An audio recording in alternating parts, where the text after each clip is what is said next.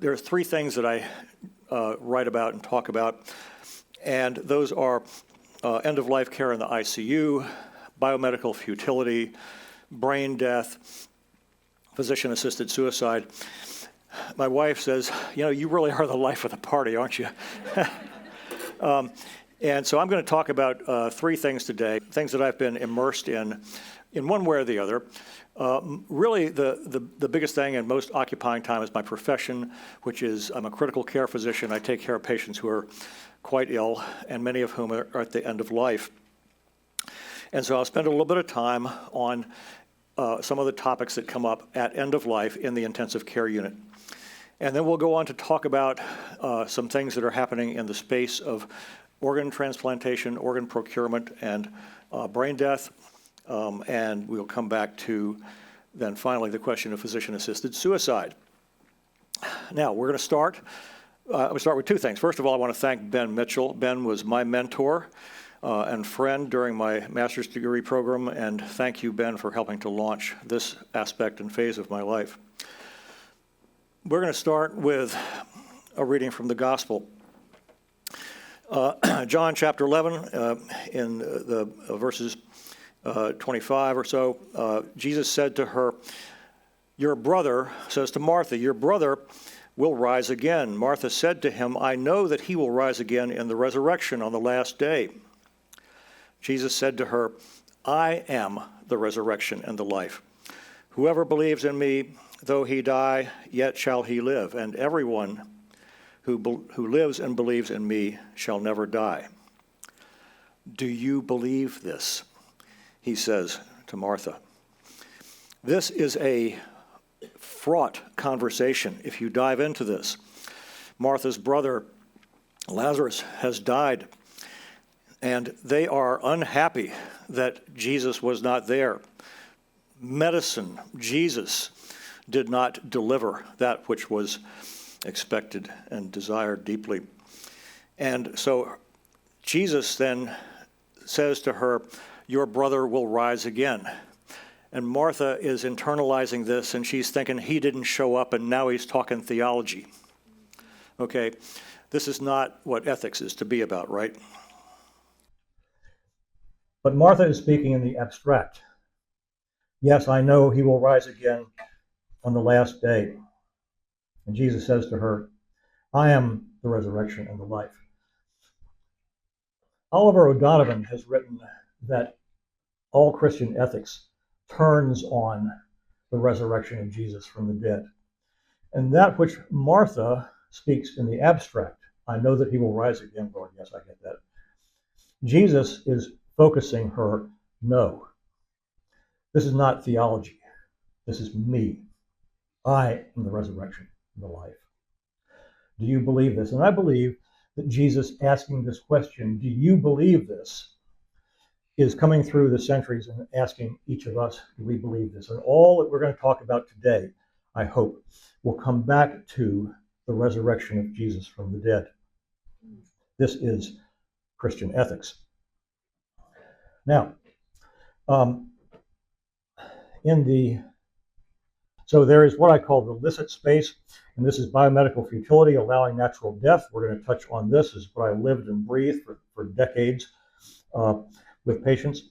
Then there's what I call the shrouded space. There's a lot of unknown areas, and this is the area of brain death, which is coming down the pike and has been upon us for many years and is changing. And then there is the illicit space, which is medical aid in dying or physician-assisted suicide. Now, at the bedside of in the hospital and how we teach ethics in medicine, it almost always starts with the secular, what we call the secular principles of medicine. And these are the principles. So can anybody tell me the four medical principles? Anybody out there, just shout them out. Ben, you can't do this. And by the way, I'm sorry? Autonomy. Oh, hot dang. Very beautiful. Okay. All right. By the way, there's a lot to talk about, so I'm going to go on for hours. Okay. And Ben, you're out of luck. So autonomy, the autonomy of the patient to make decisions. This is what we're all about in our land today. My life, my decisions. Then there is the beneficence of the physician. We believe that physicians are well-meaning and good people who will do the right thing.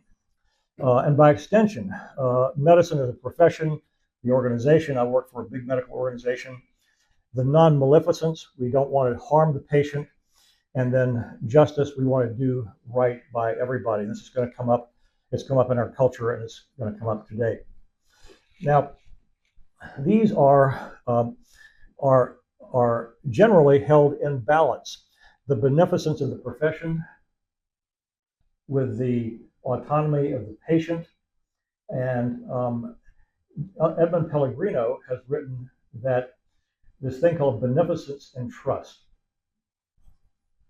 In other words, the beneficence of the well-being of the physician and establishing trust with the patient or the patient's family. Medicine today is beset with satisfaction surveys. There is no satisfaction at the end of life. And what I go into when I'm talking to families, I'm not interested in satisfying them. I'm interested in establishing trust with them because they need to trust what we are doing. Now, there are problems with the principles.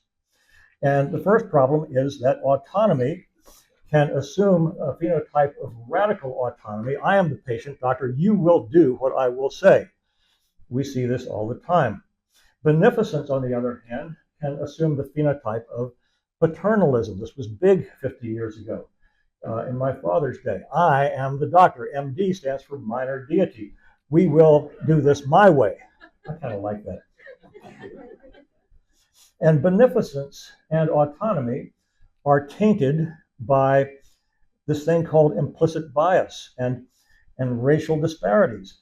And this was in place long ago. We've known this for years. This is not a recent, liberal thing. We have implicit bias. I have implicit bias. And this is sin, and we need to come to terms with this and deal with it. But these principles are humanly devised. Usually these work, and in balance, we get the job done in ethics conversations at the bedside, decision-making, etc. But these are humanly derived, and they are not covenantal. Medicine, I believe, is a covenant that we have with our patients and they with us. And Edmund Pellegrino has written a lot of stuff on that. We're going to see him momentarily. This is just a paper that came out 35 years ago. We began to recognize in the late 80s and early 90s that, yes, we do treat women differently than we treat men. And we treat black people differently than we treat white people. It's just there. And we have to acknowledge this, own it, and deal with it. So Christian principles, on the other hand, these are just realities. We are created in God's image. We have absolute sacredness of human life, absolute sacredness from conception to death. And there is no amount of impairment or diminishment or disease that makes us less sacred. There is sort of a tendency in all of history to relativize sacredness. Some people groups are less sacred than others. This patient is really sick and impaired, mentally impaired, and therefore perhaps he is not as much of a person as others. But we proclaim that humankind's sacredness in creation, in the incarnation and the resurrection, all affirmations of individual sacredness. But for now, life is finite. There's a time to be born and a time to die, a time to embrace and a time to refrain from embracing, a time to hold on to the patient's life and a time to let it go. So, end-of-life essentials for family and physician, as I've sort of distilled these here. I believe that in the ICU where I'm taking care of patients, I teach this to the residents and medical students, the bedside and hour of death are a sacred space. I believe, and I say this, that we ought to figuratively take the shoes off our feet when we go into that room. Therefore, the space of dying and death, and I purloined this from the marriage service, the space and hour of death are not to be entered into unadvisedly or lightly, but reverently, deliberately, and in accordance with the purposes ordained by Almighty God. And end-of-life essentials for physicians, and especially for Christian physicians to know, is simply from Matthew 25. I was sick, and you visited me. Inasmuch as you have done it to one of the least of these, my brethren, you have done it to me. The patient in the bed in front of me. What I do for that patient, I am doing for the Lord. Medicine has an eschatological dimension. That I think we visit our patients, not just at the bedside, but also in ministry, in public policy, and in law. All of these things, I think, minister to the patient, they minister to Jesus. Now we'll come to the licit space, biomedical futility, allowing natural death. Anybody who's heard me talk before, this is the same patient I bring back every time. 86-year-old patient was admitted to the intensive care unit with septic shock secondary to severe community-acquired pneumonia. After an initial period of stabilization, she develops a progressively downhill course.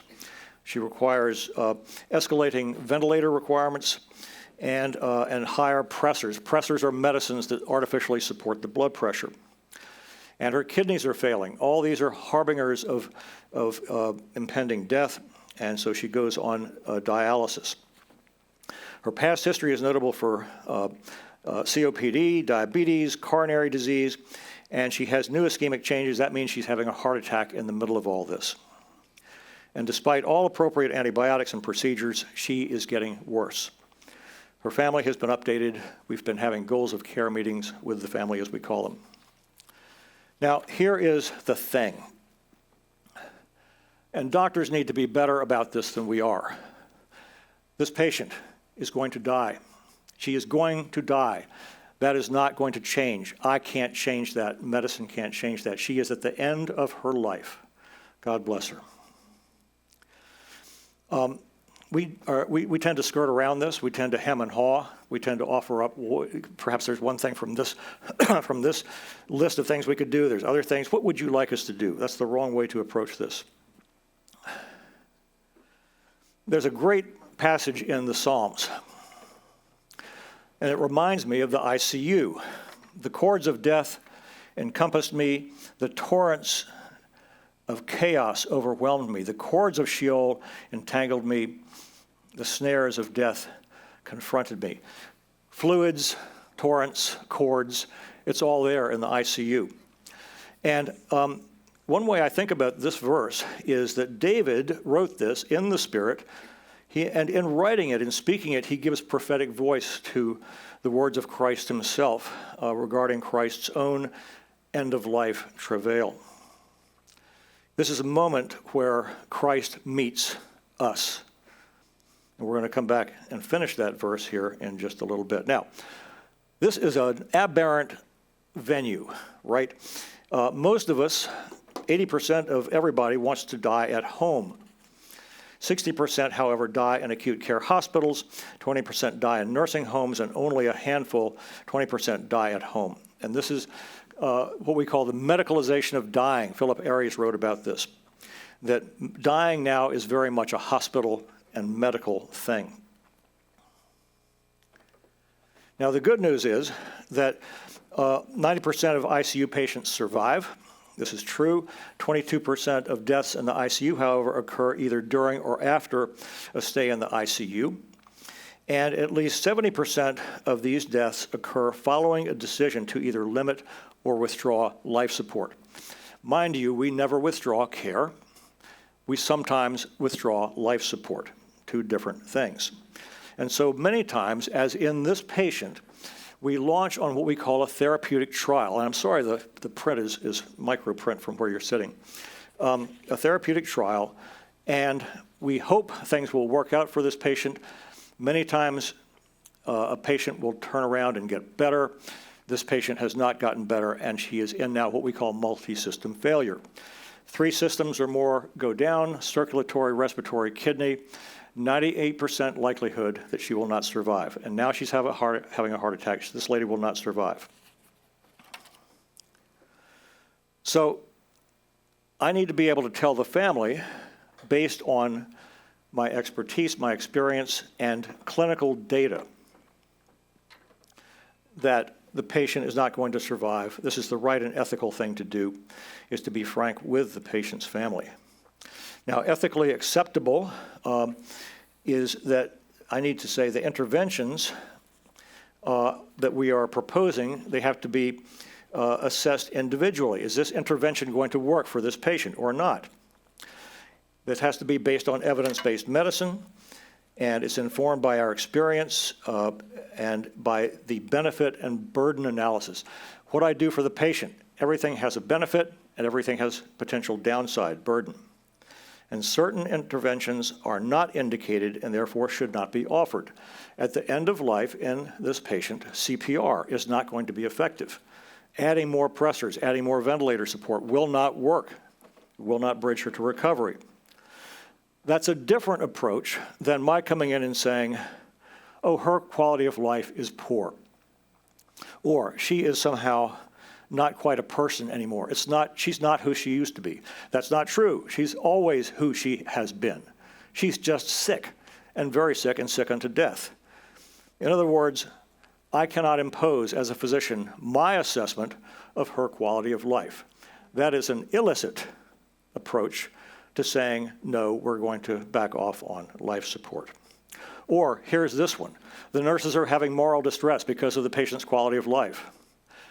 God save me from moral distress. Anybody who goes into critical care medicine needs to be able to own some moral distress and to deal with it. Now, out there in our literature, there's a couple of different ways we deal with this thing called biomedical futility. There's several organizations got together. I'm not going to read through these. It's a multi-step process. The patient's family says, keep everything going.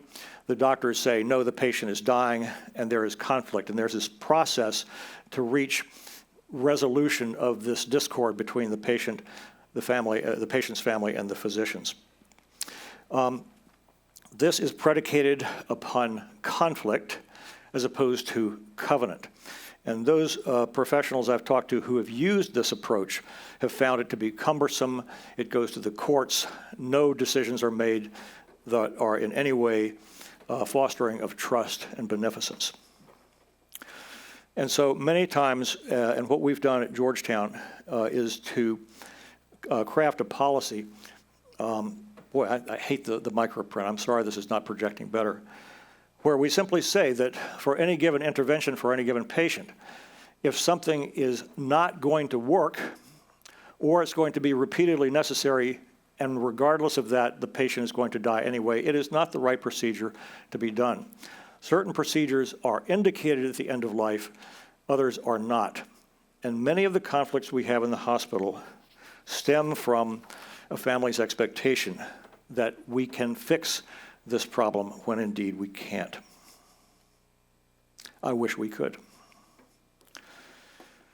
Now here's this, and I'll just touch on this briefly, and that is the healthcare climate today. It is not the climate of my father's general practice 50 years ago. And Paul, I'm sure you've seen this. Doctor, do everything you can if there's a chance of recovery. Okay, good, I like that. Doctor, if she can't survive, let her die peacefully. Good, I can work with that. Doctor, she's a fighter. Do everything. How do you work with this? Well, many times everything has been done. Doctor, Jesus will heal her. You need to keep doing things because he's going to deliver a miracle. Okay? That's a whole separate lecture, okay? Doctor, if she dies, we have a lawyer, okay? And the thought bubble over my head is saying, lady, I got 20 lawyers, but I don't say that. Not the right thing. And then, doctor, if she dies, there will be revenge. Every one of these statements I have heard in the past year, coming from patients who tell me they are believers in Christ. Every one of these. So medicine, the climate today is different than it was back in the day. This is a brief snapshot of the end-of-life care in the ICU. Hopefully get some conversation going. Many of us in the room have been there with loved ones, sadly, and I have practiced medicine imperfectly. I like to borrow John McCain's phrase, imperfectly over these years, but this is it's a dicey field, and we do the best we can with what we got. Okay, moving on. A different space. This is the shrouded space now. This was on the cover of Life magazine in 1967 in December.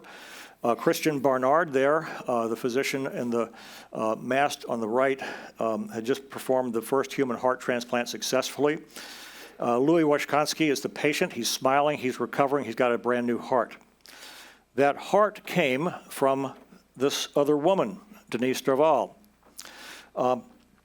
She was in a tragic car accident, devastating neurological injury, except her heart continued to beat, she continued to have a blood pressure, and she was declared to be brain dead by the surgeons at the hospital in Cape Town. Her heart was procured, and Washkansky lived for a number of days, but this was very early, but it was successful. Christian Barnard, the doctor, and the patient who received the heart made the cover. Denise Derval, black and white, in the back pages, okay? It has ever been thus with transplant medicine. Transplant medicine is a great thing, as we will see. Many people are alive today, and many people, perhaps in this room, or people you know, have had a transplant, and God be praised for this. The question is, is the patient on the right somehow less sacred? Does she have a commodity needed by the patient on the left? These are the questions at hand. And from this case, around the same time came the proposal for establishing a new criteria for death based on neurologic findings. Now, the need is great. And you probably can't read this, but it's like over 850,000 solid organ transplants in the U.S. since 1988. There's about 125,000 patients each year waiting for a transplant, and many of these patients, 6,500 approximately, die annually while on the waiting list. The need is great, and we believe that when organ procurement and transplantation is done, is rightly and duly administered, to borrow from the liturgy, it is a good thing endorsed by all major religions. Pope John Paul II has written a lot about that. Now, how do we diagnose death? There's two ways we diagnose death in our land today. One is by traditional cardiorespiratory criteria. We listen to the patient's heartbeat. There's no heartbeat. There's no respiratory effort. Pupils are non-reactive, is predictive of the beginning of decay, rigor mortis, putrefaction, etc. Neurologic criteria, brain death, has been more recently established back in the early 1980s. And brain death has been defined as the complete cessation of all functions of the entire brain, including the brainstem. This is what the definition was in 1981. And it wasn't until 1995, however, that the American Academy of Neurology developed standards, okay? The three things that have to happen is a patient has to be in a coma with a known cause. This shows up on our board exams. If you don't know why the patient is in a coma, we cannot go to study that patient to see if they meet brain death criteria. Absence of brainstem reflexes, and absence of spontaneous breathing. Okay, so remember these things. There'll be a test. Coma, loss of brainstem reflexes, and no breathing. This is the deep breathing center in the medulla of the brain. Now, here's the elephant in the room. The problem has always been that there is this part of the brain called the hypothalamus.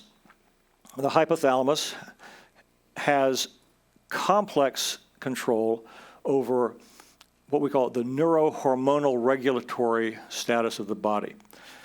Patients can be declared brain dead, and to declare someone brain dead, by definition, they are on a ventilator. They're being supported. They're biologically being kept alive on a ventilator,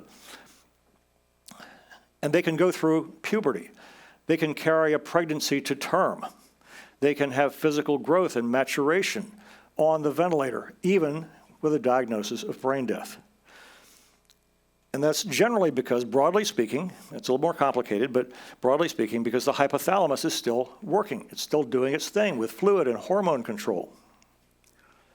And so in point of fact, we are not now, nor have we ever tested for all functions of the entire brain. The practice doesn't meet the definition. It never has. Back in the day, Edmund Pellegrino, late of Georgetown, master bioethicist, Catholic scholar, philosopher, chaired the President's Commission or President's Council in the early decade of this century, and he concluded the reasons that favor the neurologic standard, whole brain criteria or death, are not compelling. With the cardiopulmonary standard of death, there's a higher degree of moral certainty that death has occurred, that the biological testing is a surrogate, it's a proxy indicator that death has occurred, that the soul has left the body. We're never going to find that point. Everything we do is measured scientifically. Now, the most recent iteration of the brain death guidelines came out, gosh, he's there again, came out in 2023. By this time, Ben can probably recognize this guy. In 2023, American Academy of Neurology did this little sleight of hand. They know that we are not assaying, not testing all functions of the entire brain. And so in the fine print, they say all functions of the entire brain is interpreted as permanent loss of function of the brain as a whole, okay? So rather than creating criteria which are expanded and embrace and study more parts of the brain, they've simply said, we have all we need. The brain is dead enough, okay? So many of us have argued this and written on this, and because organ transplantation is a good thing, and because transplantation programs are really quite, they're what we call strategic service lines. That's financial for hospital systems. The arguments so far have not been, our arguments have not been gaining traction. Okay. Now, these are the current guidelines, and I'll flip through this, that basically state that enough of the brain is dead. Now, it turns out that it's no accident that this guy keeps showing up on my slides here. Dr. Joseph Fletcher. Anybody heard of Joseph Fletcher? All right, good, a couple of us. So, Joseph Fletcher taught Christian ethics at these great universities, including UVA, the best university. I was just saying. He was also, he's a scholar, philosopher. He was president of the American Euthanasia Society, a member of the Eugenics Society. And as they were creating the philosophy and pathway for diagnosis of brain death at Harvard, Fletcher was at Harvard, and he was in the middle of that. He was part of the Privy Council, I will say, of the brain death masters. And he was an Episcopal priest, an Anglican voice, an Anglican author. In the 1950s, and early 60s, he published a book called Situation Ethics. And situation ethics, in this ethical theory, all ethical decisions are to be guided solely by the situation at hand and according to love. We do what's right for the situation at hand. If we have love for the patient, we'll do the right thing, whatever that means. This is not Hesed love of the covenant. This is some concoction of agape love. But there is no obligation, according to Fletcher, to abide by any biblical or moral law.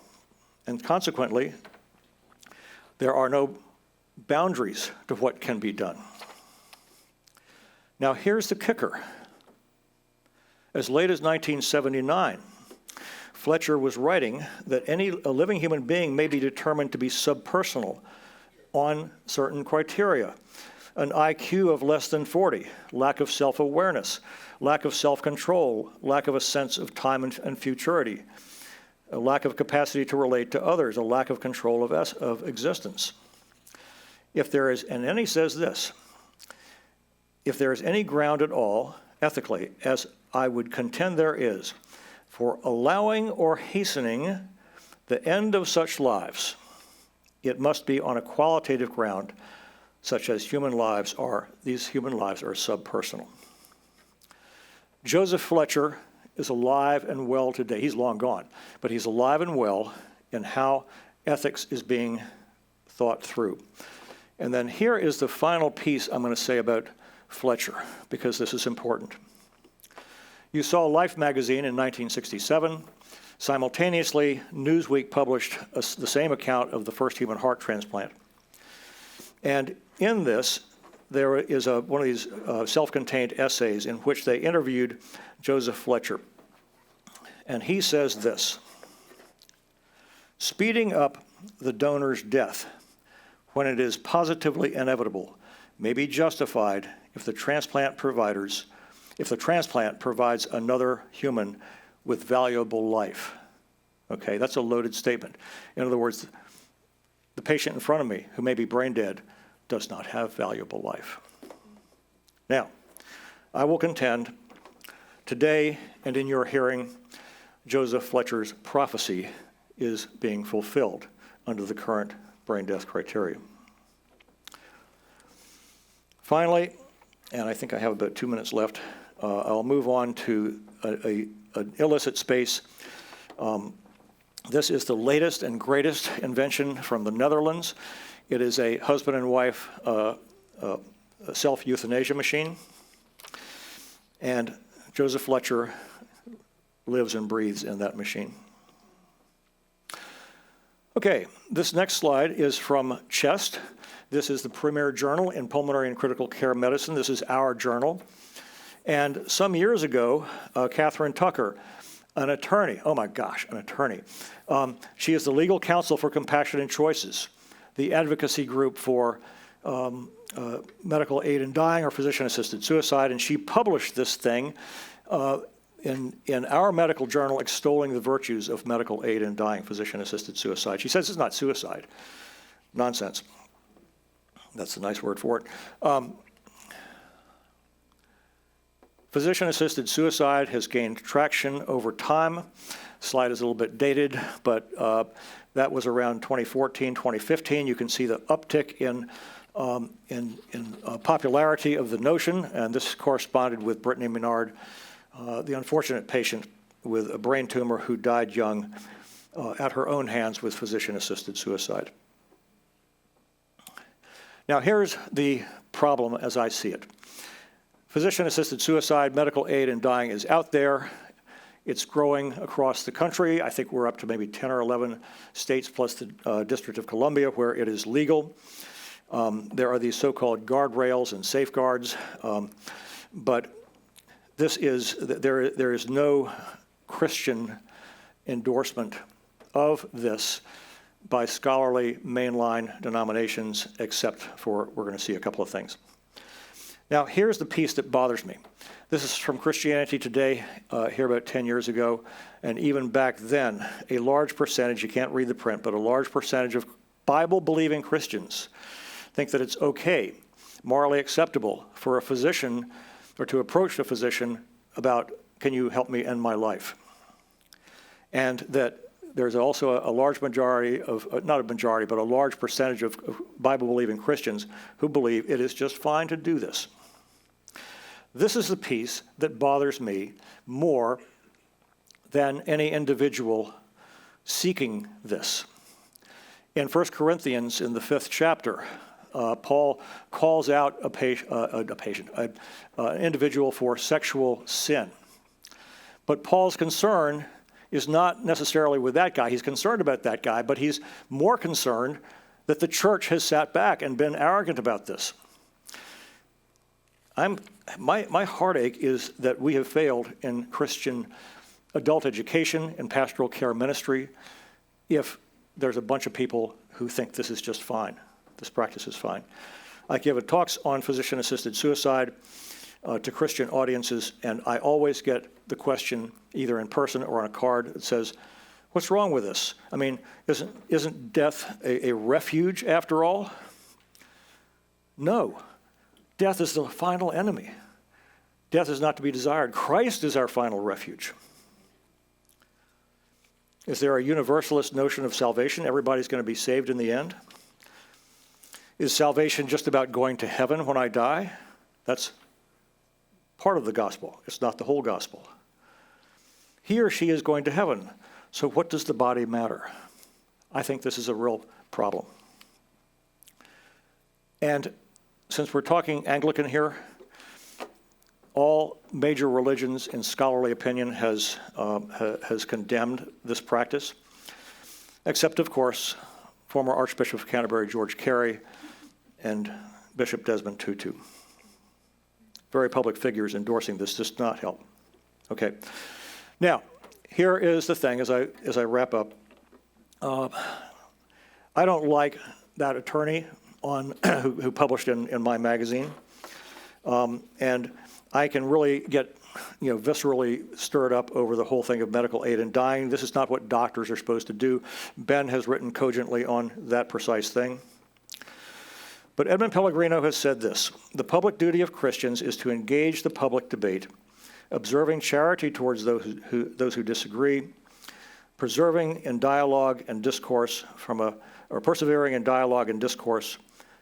firm grounding in biblical and traditional sources of Christian ethics, exhibiting charity in their own behavior and private lives, and taking the ridicule, fulminations, and counter-arguments with patience. In short, says Pellegrino, we must evangelize in the best sense of that term, to teach and to witness the truth as we understand it in the Christian tradition. So I will conclude. The patient in the ICU, the patient who's considering physician-assisted suicide, the patient who may be brain dead, but we don't know yet, may take upon his lips, Christian or not, this psalm here in the first half. But in the final half of this section here, it says, in my distress, I called upon the Lord. To my God, I cried for help.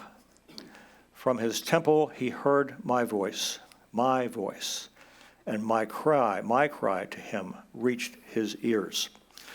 This is the truth. We as physicians at the bedside, in the public square, in law, are to bring the Lord's ears to these patients. I will skip the fine print on the next slide here because I'm out of time, but suffice it to say there are many Anglican voices who affirm the right and good healing act for the patient, who don't cross the line to the illicit space. And then I will give you my final piece, which is the way I think about medical ethics, which is, of course, how you should think about medical ethics. For we know that the whole creation has been groaning together in the pains of childbirth until now. I believe that all illness and suffering in all of history longs for the redemption. Every encounter of patient with healer in all history anticipates or reflects the healing ministry of our Lord in the days of his flesh. But at the center of every ethics dilemma and dispute, there's a patient and their loved ones who are in deep distress. Ethics is not a hammer, it's not a gavel. It's the shepherd's rod and staff to shepherd the patient through this hour. And we must not let, for all the enthusiasm I have against physician-assisted suicide, brain death, etc., we must not let our "thou shalt not" drown out the Lord's words, "Come unto me." And with that in mind, I leave you with my favorite Rembrandt etching and the prophecy of the resurrection in Job and the fulfillment of the resurrection in Jesus. Thank you.